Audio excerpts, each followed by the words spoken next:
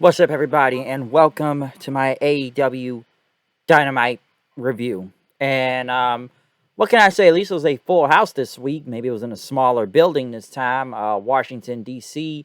at the Entertainment Sports Arena. It did look kind of small, anyways. The ramp was very small, so it wasn't that big of a ramp to really come down from.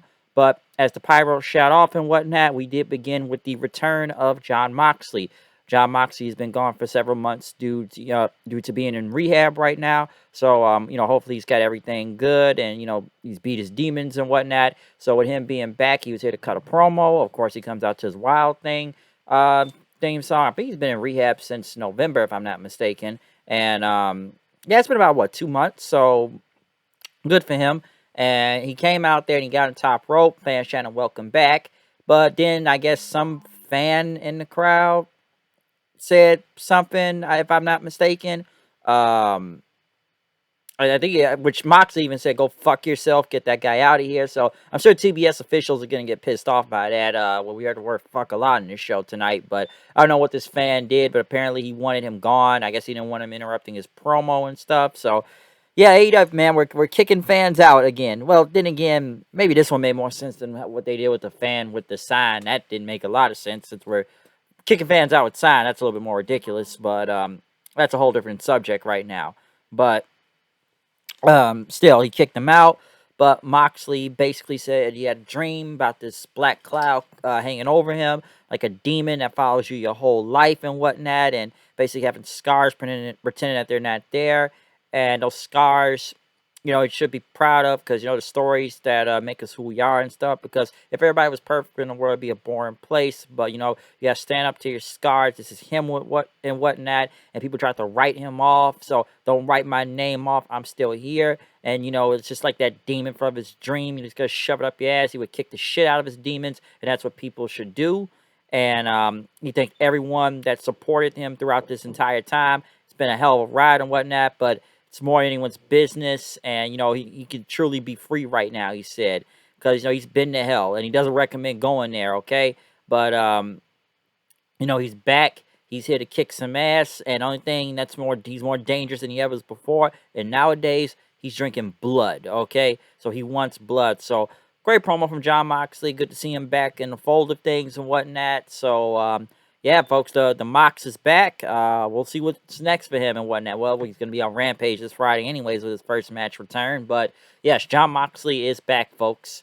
Next, MJF was in the back talking about the whole thing with Wardlow last week with Punk and stuff. And, he apologized to Wardlow for losing his cooler last week. And, it's your birthday and whatnot. So, he's put in his hands now. I'm going to dock your pay, okay? So we'll raise your pay again when you qualify for this ladder match at Revolution coming up. So and get that TNT title for me. So yeah, and Wardlow just kind of, you just see his face. He's all pissed off and just looking at MJF, just very annoyed by him and stuff. So we'll see what happens with that next and whatnot. But yeah, the ascension of Wardlow and MJF slowly is happening more and more. Next, Adam Cole and Britt Baker went against Orange Cassidy and Chris Statlander.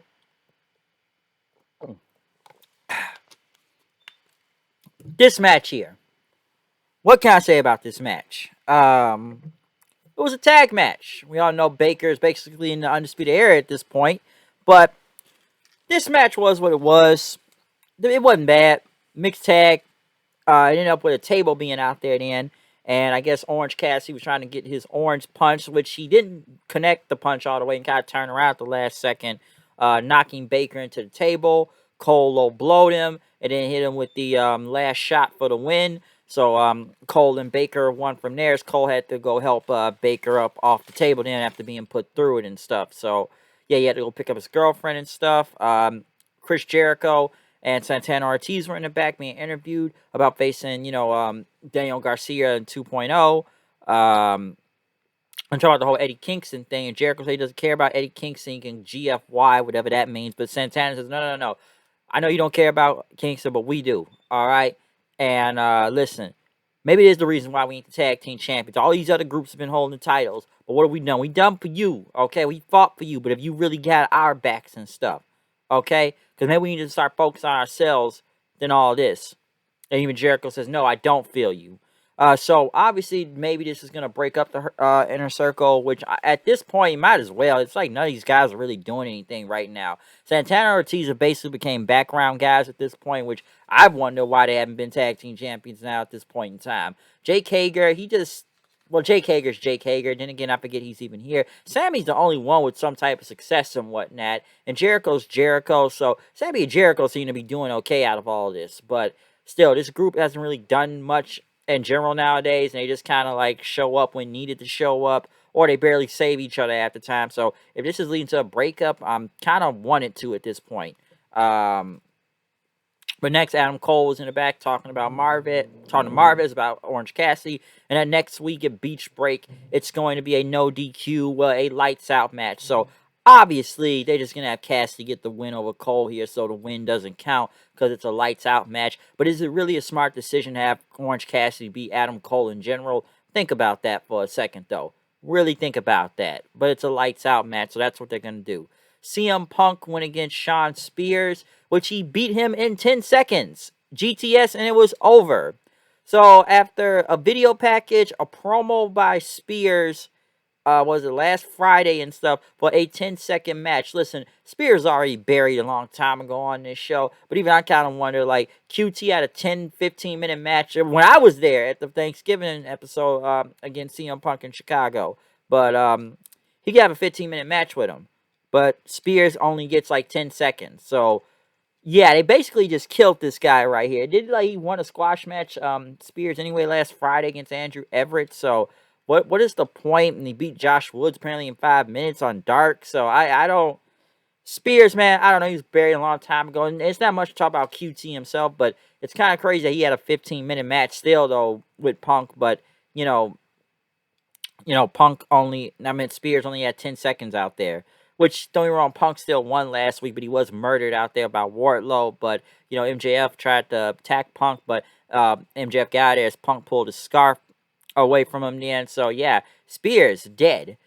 Badass Billy Gunn was in the back. I guess they went to Christian, who was arriving at the building, and talking about, his boys next for the tag team titles and stuff. But Cage says, yeah, they're talented, but, I'm not listening to your statement and stuff, which Billy and them attacked Christian, leaving him on the ground then, saying statement made. Cody Rhodes came out, and this promo, wow, where do I begin? This was like all over the place that I don't even know what the point of this was at a point in time, okay? It felt like Cody was rambling. I don't know if he was trying to go for some hard times promo, or maybe it was dull times, as a lot of people are saying tonight, but, where was this going? Like, because, of course, the fans are booing at Cody. And then Cody brings up the CM Punk pipe bomb promo and talks about, from the partnerships he'll come from Ring of Honor. I guess himself when he went to Ring of Honor in New Japan and get him with the Bucks. And, saying he would never have a chance. And that Punk's return is like comeback of the year by the PWI and the comeback of the decade. We're all loving it. Everything's big right now. But when Punk wasn't here throughout that entire time, he says, I did all this, okay? I carried this revolution and stuff. And the fans start cheering for him. So it's like 5 minutes ago, the fans was booing Cody Rhodes out the ring, out the building, telling him to shut up. Now they're like giving him a standing ovation, chanting his name. So it's almost like the fans don't know whether to be with Cody or not. And then he's using the insider terms like, I won't turn heel, okay? Because the fans cheered me when they needed me most and stuff. And, he speaks, being more in the whole royal family thing. This is all of us. And it sounds like he's trying to cut a face promo then at the same time and talk about the Forbidden Door. I'm the one who built this Forbidden Door. And then the fans chant Cody did. So he's like a heel 5 minutes ago. Now they've chanted him as a face. And, we're doing a Wednesday Night War. And my camera just fell. And talking about Red Dragon. They graduated from Hip Top's flying class with colors. So what are you trying to do? Talk about NXT again? Like, isn't that over at this point? So you're technically facing the Undisputed Era out there, but where is this going? And then again, come on, Red Dragon and Bucks. How many times have you seen that in Ring of Honor, okay? And now, the Young Bucks beat the developmental talent once more. And, his real life friend, he said, Ricky Starks.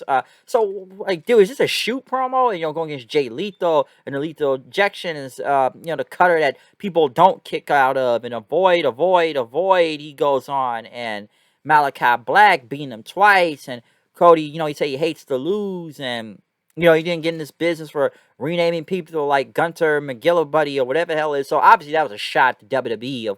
Of course, we had to get a WWE shot. And yeah, the whole Walter name change apparently. Yeah, that is really dumb. Okay, everybody's agreed upon that. But dude, come on, AEW takes as many shots as WWE as they take many shots as WWE as they can every week. It looks like, and even that kind of gets old after a while. And then some of them have the balls to call yourself Brody and. Which, by the way, he barely talked about the match with Sammy at this point, which there was a ladder in the ring. Never said it was even a ladder match. But he talked about Sammy. He talked about everybody, oh, it's going to be one world title or this is a secondary belt. Dude, you are holding a secondary belt, okay? The TNT belt is the secondary belt, and the world title is the world title, all right? And, he talked about Sammy Guevara and the contract. He won it because let's remember, Cody Rhodes is apparently a free agent right now since he is not under contract and whatnot. So, he just got the ladder. He's going to challenge the Guevara next week at at the beach break and stuff. So Cody barely talked about this match. Okay, he barely talked about Sammy. He focused on wherever he was going with this. The fans didn't know whether to cheer or boo him, which they booed him and they cheered him and they booed him and they cheered him. And Alexa, stop. That's a timer and everything. But it's like the fans, they didn't know what to do. Well, they didn't know what to do, but I just didn't know where it was going. It was either take a shot at WWE or just, talk about these insider terms and it looks like a shoot and it's not a shoot. And I don't know. It's Cody's life. I don't know. He showed great fire. He showed great passion during this promo, but where was it going? Where was it going? Because I got lost. All right, so I don't know, but don't know where to put Cody at this point. All over the place, that promo. Next, what do they call themselves now? Was it the House of Black or the Kings of Black? Malachi Black and Brody King went against the Varsity Blondes, Pillman Jr. and Griff Garrison. Basically, Black and Brody King got the win. I think my friend told me this before. Obviously, maybe Julia Hart slowly turning to heel because let's remember she wasn't even in her little cheerleader outfit and she's wearing black all last week. So hey, once you go black, you don't go back. Okay, ain't that the truth? But as Black and them won, they told everybody to stand up. The House of Black to rise. Pac was blindfolded, saying there's a new vision. He sees Black. And he's going to say he's going to make a martyr out of him and stuff. So he had a tarot card. So I guess Pac versus Black will happen at some point. Rocky Romero back from Wrestle Kingdom, even though they didn't win the IWGP Junior Tag belts with Taguchi. Roppongi Vice is back, and they talked about the Young Bucks, how they faced them and beat them in Japan all the time. So now I guess it's going to be this Friday on Rampage Live Edition. Roppongi Vice one more time, or whatever time, against the Young Bucks. So, not for the tag belts, I see. Well, the junior tag. You already know where I'm going with this, okay? But right after that, Lance Archer. Jake Roberts was back, by the way, so it's good to see him all of a sudden. With Dan Lambert went against Frankie Kazarian. We haven't seen him in a while, too. Lambert, not Lambert, but first off, I'm surprised this match went this long. I think they should have did a squash match for Archer just to, have him back or just beat someone real fast just to show his, destructive side, just destroying people and stuff. Don't get me wrong, he still beat Kazarian, but did this match really need to go 9 minutes, though, at the same time? It should have been at least 2 minutes, at least, and just have Archer beat the living shit out of him, not go in this competitive match after just showing back up from last week. But Lambert got a promo in, and, we're not enough of this cowboy bullshit. He never really answered why he's even with Jake Roberts and Lance Archer. That was never even explained, but, Archer's beating up Kazarian and,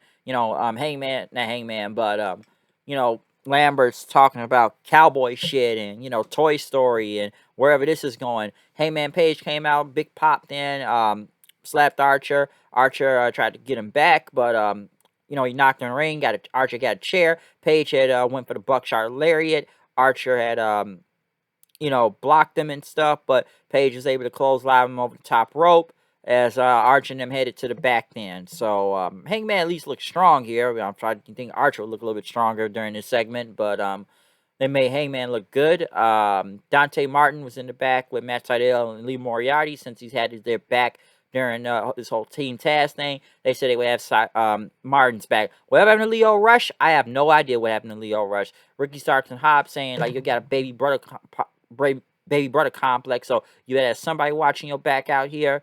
Layla Hirsch showed up with Statlander and Red Velvet during their interview, saying that Statlander is selfish and you cost them a match and thousands of dollars and stuff.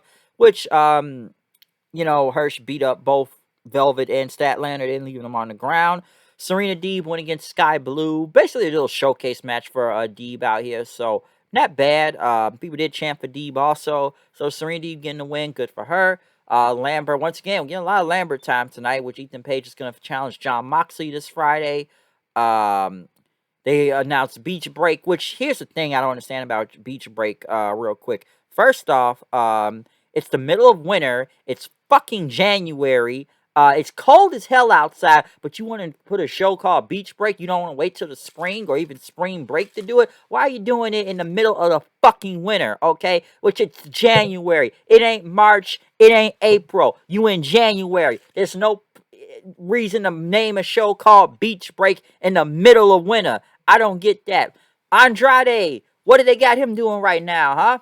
Matt Hardy, the Job Squad. I don't even know who two of these guys are in there, which I guess now Andrade is the president of this entire group, or the shares 51%. So you basically made Andrade now the president of a job group, okay? And again, Andrade hasn't really been doing much anyway thing, and he's kind of becoming an afterthought after a while. You gave him Vicky Guerrero, you gave him Chavo Guerrero, and then that disappeared. Honestly, you might as well just bring in Ric Flair at this point. Listen, the little dark side shit is obviously blowed over at this point, and people aren't bitching anymore. We're already playing the Car Shield commercials again, so pay whatever money Ric Flair wants and have him manage Andrade to get him over or something. I don't need to hear motherfuckers bitch and moan about what happened on a fucking Dark Side episode like damn near 3-4 months ago, okay? Move on from that, and it's just time. I don't know, because Andrade, I don't know where they're going with this, and put him in Matt Hardy, I'm not even sure. But in the main event, though, we got Sting and Darby Allin versus the Acclaim, which, the Acclaim ended up putting a chair around Darby's neck and throwing it into the steel post. So I guess Sting had to wrestle this match on his own for the time being until Darby came back to help him and stuff. Run like a speeding bullet out there. Sting can at least still hold his own and stuff, but Sting basically threw Bowens and him over the ramp, and I guess he was going towards the announce table, and I guess he was setting up, which he ran and did a big splash on through it was Caster through the table and whatnot. Darby hit the coffin drop onto Bowens. So yes, Sting and Darby Allin beat the Acclaimed. Okay, so good match with Sting and Darby as they celebrated before the show went off the air and stuff. So yeah, good episode of Dynamite. I will say that. Jon Moxley being back. The main event was good.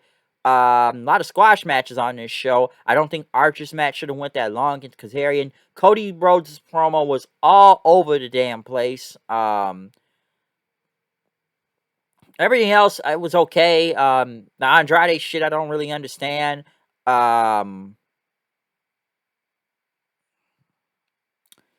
and him was okay too. So yeah, show wasn't bad, so I'll say that. But yeah, Rampage will be live this Friday, so we'll see what happens with that in the Beach Break next week, okay? But other than that, I'm out of here. Comment, subscribe, follow me on Twitter at HoodedKnight890. I'll see you guys then. Peace out. Excuse me.